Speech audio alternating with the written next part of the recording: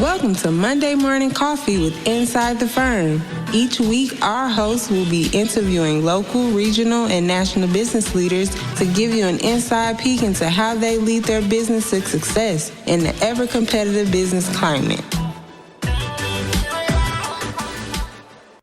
Welcome to Monday Morning Coffee with Ann Bibby. Today, we have a very special guest. After decades in the corporate world, Ann Bibby opened her Fort Collins, Colorado practice in 2010. She quickly became a highly sought-after intuitive healer, both in her local community as well as across the globe via virtual sessions, workshops, and one-on-one meetings. Ann strives to help people and businesses who are in transition find clarity and insight. She does a great deal of coaching with her clients, assisting them to recognize their path and purpose, whether it be personal healing or using her intuitive business coaching skills to guide and advise those seeking direction in the professional arena. Ann, welcome to the show. Thank you. Thanks for having me. Yeah. So you have such an interesting background. You do such interesting work. I don't think many people know about the services that you offer, and I think they're so interesting. Like I was telling you, my wife used to do something very similar to what you do in reading energy and all of that sort of stuff. But before we get into exactly what you do, maybe you could take us back in time a little bit. Tell us about yourself, where you grew up, how you grew up, and what in growing up led you to be an entrepreneur like you are now. Okay. I grew up in Greeley, Colorado, with the exception of about 5 years. We lived in San Diego as a child, which I loved. I loved being out near the water and just loved it. We went to school outside. It was great. So, and then when my parents got divorced, I came back to Colorado. But my father owned his own business for years and years and years. And both of my grandfathers also did. So I come from, and my oldest brother. So I come from a long line of that. Entrepreneurs, self-employed, etc. So I began this journey years after having been in the corporate world.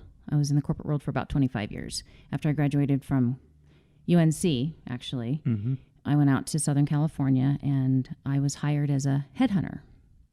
And I remember being able to literally match people, a client with a company, and I just saw that Susie Q belongs at XYZ company. And using traditional methods and what's so interesting, Lance, is I just remember being able to see. Interesting.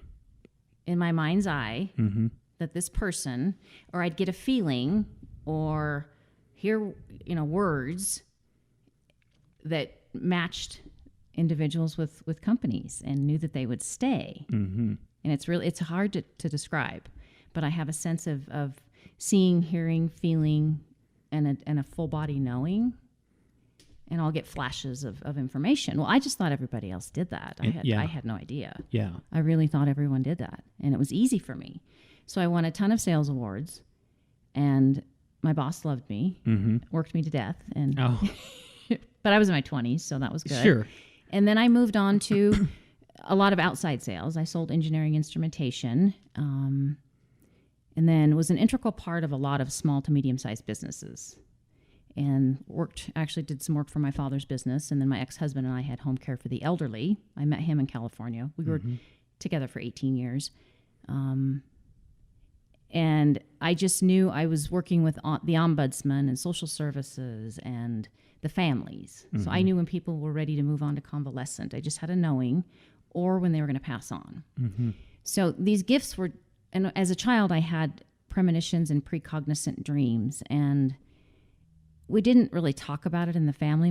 Both my parents knew that I knew things, but we just didn't discuss it back then. Is there like one specific example that maybe you could point to where that kind of solidified it for you as a child, where you had a dream or a vision or that feeling and you were, now once you figured it out later in life, you were like, oh, that's... Well, yeah, actually, now that you mention that, as a kid, I really thought that it was bizarre. I would be in the middle of adults having conversations, family gatherings, and would kind of know what someone was going to say. Interesting. or they, my feeling was, why are they telling me this? But they weren't really telling me this. This probably isn't for a child to hear. Mm-hmm. Call it, I don't know, mind reading. I don't have any idea. Yep.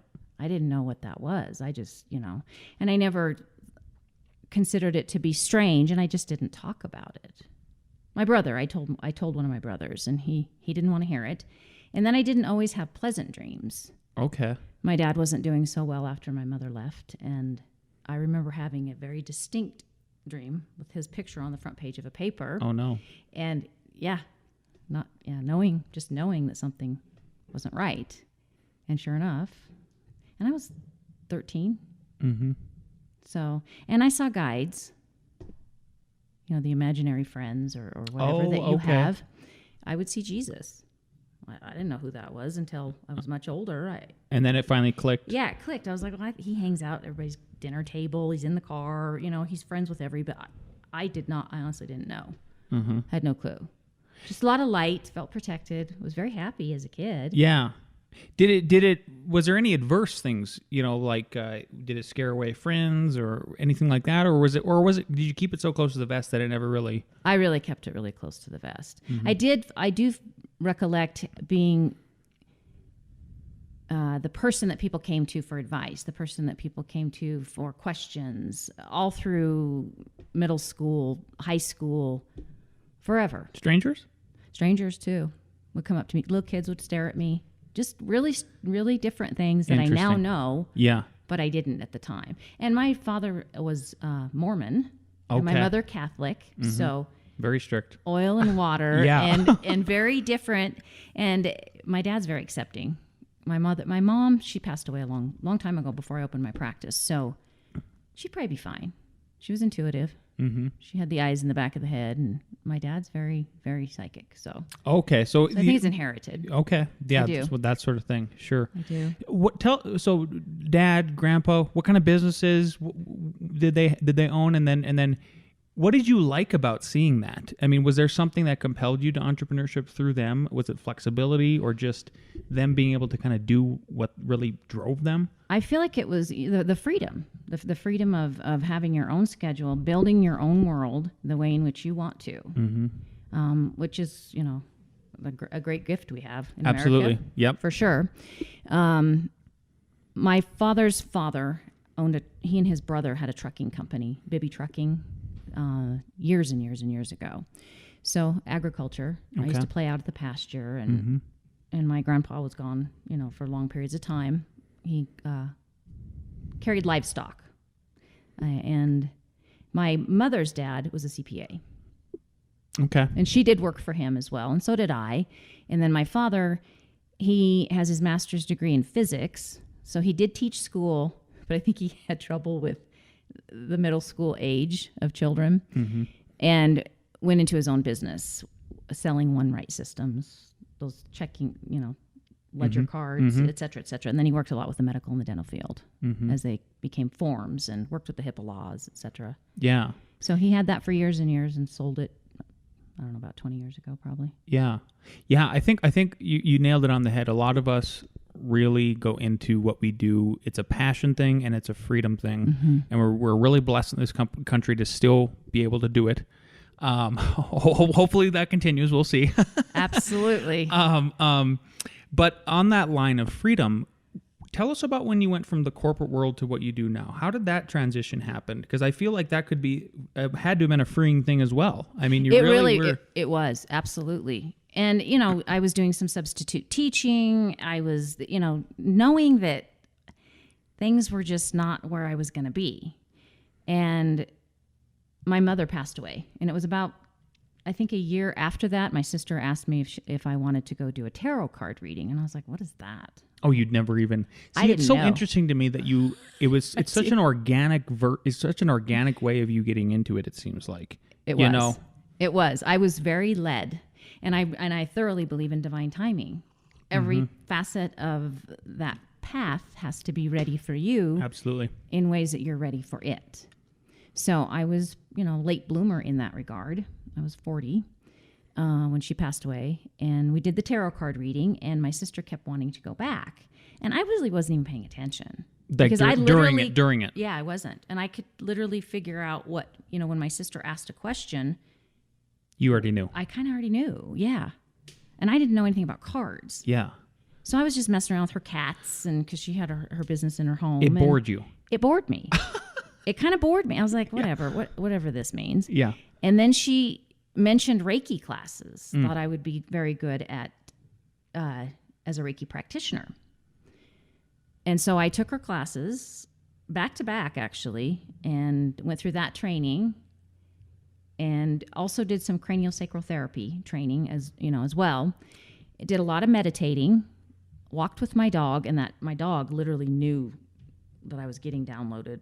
I had a lot of information coming, through me, to me, whatever, on my walks, because I couldn't really sit still to meditate, and I don't want to be out of body that well. It's just kind of, you got to come back here. Right. So I remember knowing that I could kind of probably tap into people's houses as we were walking by, and then I thought, oh, whoa, that's just kind of what was weird. So when you started taking the Reiki classes, and that instructor started working with you and teaching you, what was some instant feedback? I mean, were they did they know right away? She did, but she didn't tell me. Okay. She did, but she didn't tell me. And I could tell in the cards that she did do for me in terms of readings, and while on the table, for sure. And then I would start seeing things for people when we were practicing, other students, and I knew what I knew, but I didn't know how I knew it, quite truthfully. Okay. And so that was very, I was very playful about it.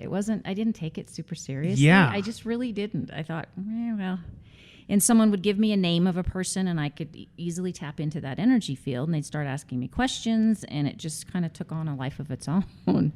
And then I decided to hang a shingle, rent an office. Was there anything at the corporations though that you were working for that really pushed you over the edge, or was it you? There was none of that, and it was just you were led. I was just literally led, Lance. I was literally led, because it didn't ever dawn on me until after I started doing this work professionally that I had that gift. How did you in start my previous positions? And how did you start doing it professionally? How did you get your first clients? How did all that work? That actually was through, I would say 95% of everything was word of mouth. Word of mouth. And I did meet one. Do you get led person. to clients? Does the universe work that way for you? It does, absolutely. Or they get led to me, actually. When you're in need, the teacher shows up, kind of thing. People. It's interesting. There's so much going on a larger plane than we realize. Right. That's not in the ego mind. Yeah. So much going on. So I literally was led. I was literally led. And clients, I met a gal that I did EMDR with. And what is that? EMDR is eye movement desensitification and reprocessing, where they do it in different forms. And they target things from your past, and it's a healing modality. And she actually was very intuitive, and she said, "Did you know you're psychic?" And I was like, whatever. Once again, just me. Whatever. It doesn't matter to me.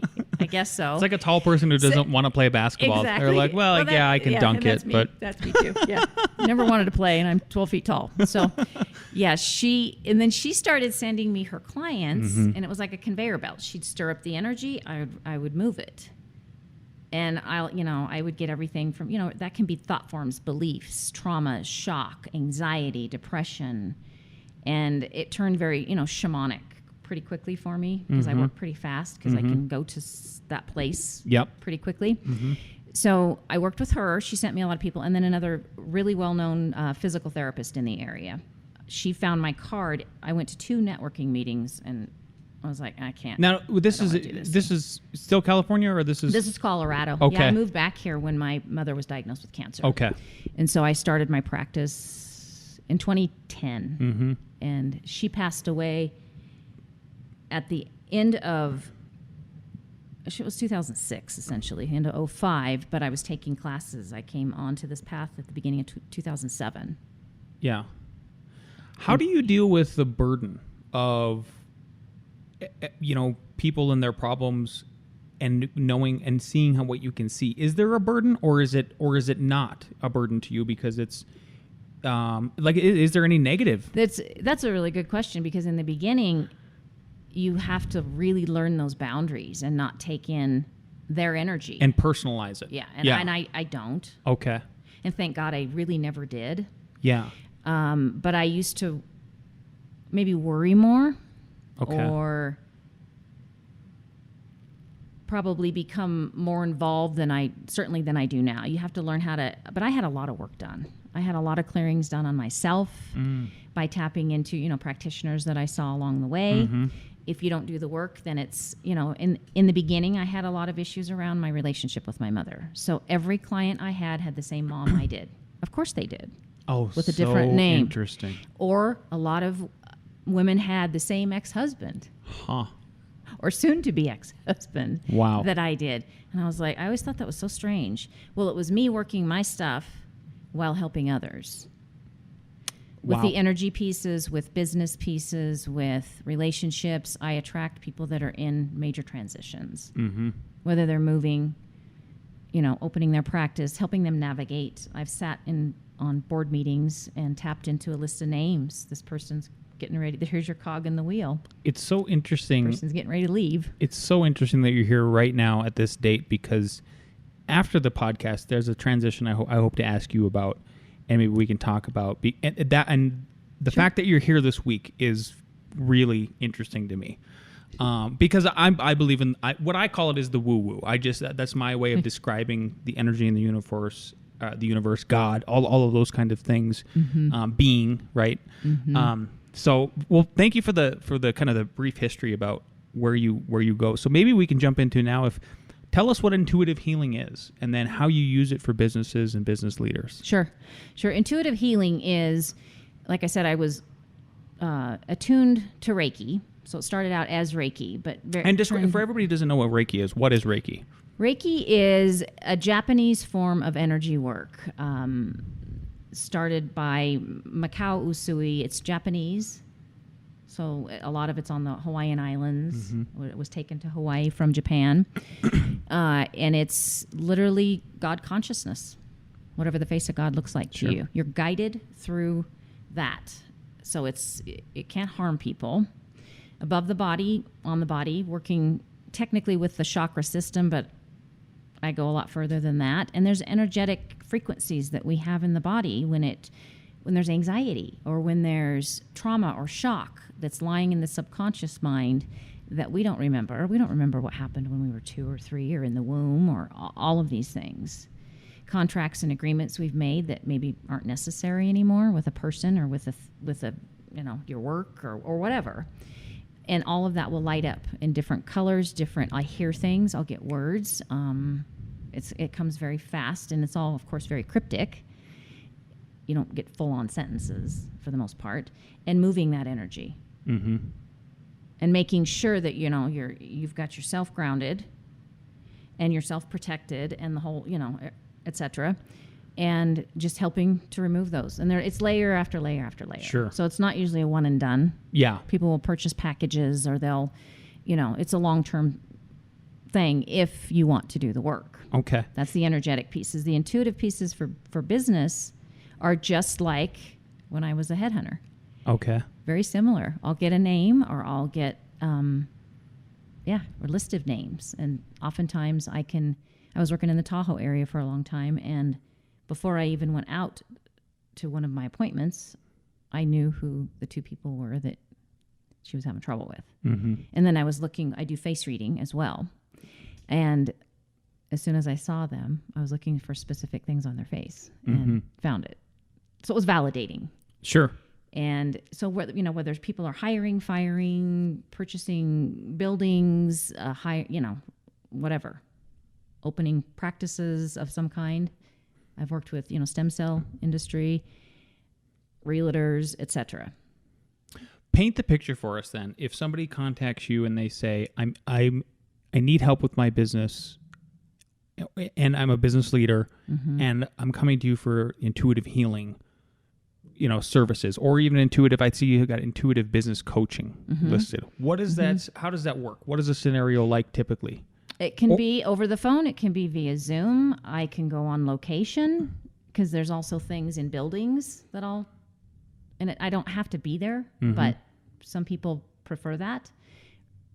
And they did prefer that a lot more. But since COVID, it doesn't matter where you are. And I will ask, questions so that I'm not just tapping into random energy and off topic. Well, yeah, that's what I was going to ask. Is do they come to you with? Well, I mean, I'm sure you've experienced almost anything, but like typically, are people coming to you and saying, "Look, this is what I want to do," and here's my problem. Help me out, or do they come in just cold calling with nothing, and then you got to draw it out of them, or all of the above? Both. Okay. Both. But I do prefer that someone has an intention or has a question or two so that I can go to that specifically in that hour or in that half hour or whatever, rather than just, you've got a pretty aura or, that kind of thing. So I do prefer questions. And then sometimes I'll ask names or ages and there's, situations where people are wanting to build their business or start their own, practice of some kind and can't figure out how to get out of their day job. Or, big transitions where they're really taking a huge leap of faith a lot of the time. Or moving their whole family to ... state. How does that look for me? Or, sometimes getting married, having kids. It just depends. Do you have people not take your advice? Do you have people that regret it later? Or is your success rate such that maybe that's only a very few minute people? I'm just wondering about like the people are taking a leap of faith in a sense, right? When they're with you, because you're taking, so talk about that a little bit. Like they are. And I would say that a lot of things do happen that I see a lot. Timing is not always, I think it's more difficult for intuitives. Oh, sure. With these times because people are manifesting faster and they're able to change outcomes, quicker. The veils are thinner. Times are different. People have a knowing that they didn't used to have. You mean this generation? Why? Because that was one question I was going to ask you too. Is not only about this generation, but how it pertains to. I don't have my phone on me, but if I did, that interface. What has that done? Has that been a positive for the way people are right now? Do you think, or negative? It's positive. I mean, you're always going to have, half the population, maybe not even half, that are really conscious, aware, and really seeing truth. And then there's still some sleepers. And I feel like during, these times, we're kind of separating that out. Yeah. From a bigger picture. Really? It's a very spiritual kind of back to the old polarity of dark and light. Yeah. Do you see an awakening coming? I do. Okay. I do. Absolutely. And I think it's already started. And yeah, it's going to be interesting. It will be. Yeah. Yeah. I was hoping you would say that for sure. How about, how do you help people during hiring and that hiring, firing, and just personnel issues? If a business owner comes to you and they say, look, this one person we cannot figure out how to give them the tools to succeed. They're really good at these one things, but this one thing is really making it difficult. Yeah, I've had a lot of those questions in the real estate pieces. Sometimes, sliding them into a different position. Some people, for example, might be of the earth element, for example, and someone throws them in marketing. That ain't gonna work. So what motivates people? Not what they're doing wrong. What motivates them? That's a good way of thinking about it. And I like that. And if they're really trying to pull the wool over their boss's eyes, then I literally will tell that person. Right.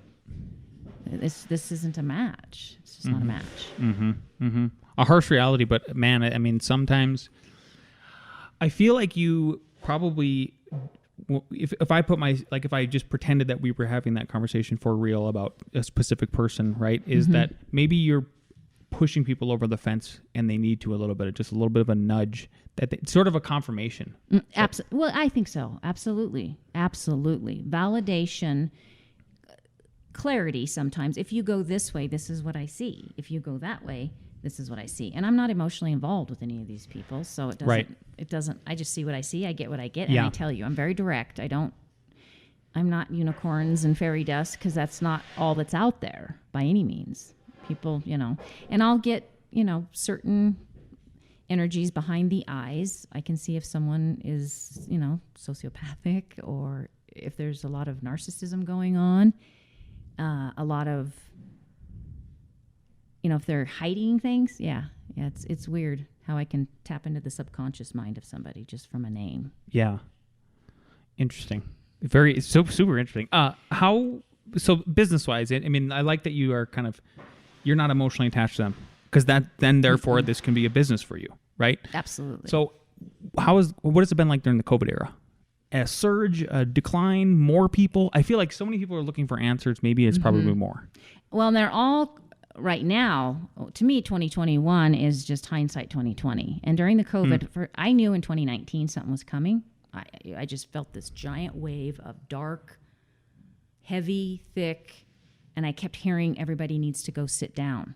Like, don't move. And I was interesting. Like, what does that mean? Go now, sit when down. when you hear that, go sit down in your house. Yeah, but I didn't know what it meant. When you say you hear that, do you mean it literally, or do you mean it in your own way of that you hear it and it's hard to describe? Well, I literally do, but you think that's in your head. Sometimes at this point I don't. I mean, I know what's real and what isn't. I knew something was around the corner, so I immediately was led to do more remote sessions. And I, since have gotten out of my office, and most of my regulars are on the West Coast, East Coast. They're all over. Yeah. But I did know something. Yeah. And I kept trying. I was like, everybody, you guys need to sit with your stuff. Things are coming up, and you're going to have ample time to whatever, but start now. I'm having such a great year. I was like, hide and watch. Something's hide and watch. Something's coming. Interesting. I feel it. I just knew it. So I was being led appropriately in terms of the remote pieces. What about now? And moving ahead, I mean, are you feeling more light coming in, or more dark, or sort of neither? Both. Okay. Both.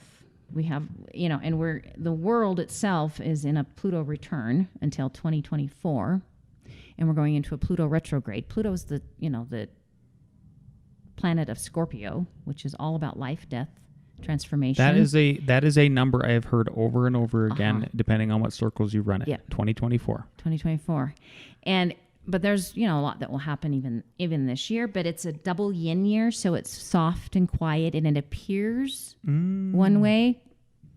We're building up for something's got to give. A transition? Something's got to give. Yeah. Yeah, we can't, things are just interesting. Yeah. And I do see a separation. There's a lot of darkness. There's a lot of darkness, and it's being exposed, it's being shown, it's being seen. Truth will come out. Yeah. Slowly, and I mean this in a collective way, and it's to wake people up. It's to and what to be grateful for. We don't want to lose that. Yeah. Ever. Right. Not ever. Yeah. So, but I can feel that. I can feel the building of it. Yeah. And 2022 looks to me pretty interesting. It's so interesting that you said it's this quiet, soft place we're at right now. It really is, right? And that it's I think it's more of something's trying to lull us to just be comfortable with it. Yeah. Yeah, and to not let us know. Yeah. Well, that isn't going to work for a lot of people. Right. Myself included. Well, there's too many people that think, right? There are. Well, I don't mean that in a bad way either. I mean, there are a lot of people that think. And if you keep instilling fear in people and repeating the same thing over and over and over, it sinks in for some people. Some people. Where was your foundation when you were a kid? Kind of. Yeah, there's some of us are just naturally fearless, and I think it's hard. You're not going to convince those people, right? No, and I wouldn't even try. Right. I mean, I have with a few people that, that just don't understand what's going on. Yeah. Sure. One last question I'd like to ask everybody, because we're running up on a half hour here already. This is fantastic. And I'm excited for kind of after the podcast Sure. more than anything. Sure. Especially knowing that you can write things down and then you'll react to them. That is amazing to me. Knowing what you know now, though, and if you could go back in time to 2010, before you started your business, what is one piece of advice you would give yourself? From 2010? Knowing... Listen to your intuition. Listen. I mean, I believe that we're not always supposed to, or we wouldn't have the lessons and we wouldn't have, the life experiences that we need to have to grow. But man, that first hit is always it. Yep. Our bodies know. They do. It's our heads that talk us in and out of things. Yes, absolutely. We go up in here and we go, well, maybe it meant that. Well, maybe it was this, or maybe... And I did that for a long time. Too long. So I would have saved myself a lot of frustration. Sure. And maybe some years. I don't know. Doesn't matter. Everything happens for a reason. It does. So, yeah. Absolutely. I'm a true believer in that. And this has been fantastic. I hope people watch this, listen to this. They want to reach out to you, that they're led to you because of this. Where can people find and follow you if they want to get in touch with you about your services? My website is my name, www.annbibbey.com. And then I have this Ann Bibby Intuitive Healer on Facebook. So those are probably the two main. Perfect. Yeah. Perfect. Thank you so much for being on the show. I really appreciate your time. Thank you for having me. Yes.